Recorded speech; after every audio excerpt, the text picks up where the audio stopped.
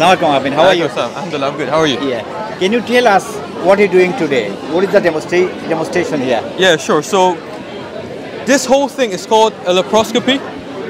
It's a form of surgery where instead of what they used to do in the past, where they had to cut through the entire stomach and like harm different parts of the body to get like a organ out or fix something, what they do now instead is they insert these holes, and into those holes they put these cameras. Okay. Yeah.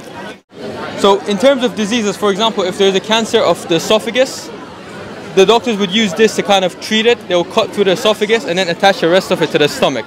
Brother Amir যে কথাটি বলছিলেন যে আমরা এক সময় ডাক্তাররা অপারেশনের জন্য টোটাল পেটটা কেটে এরপরে অপারেশন করতেন। আমরা টিউমার হোক কিংবা পেটে পাথর হলে সেটি অপারেশনের জন্য পেট কাটতে হতো, কিন্তু এখন নতুন প্রযুক্তি আসার পরে এখন আর পেট কাটতে হয় না।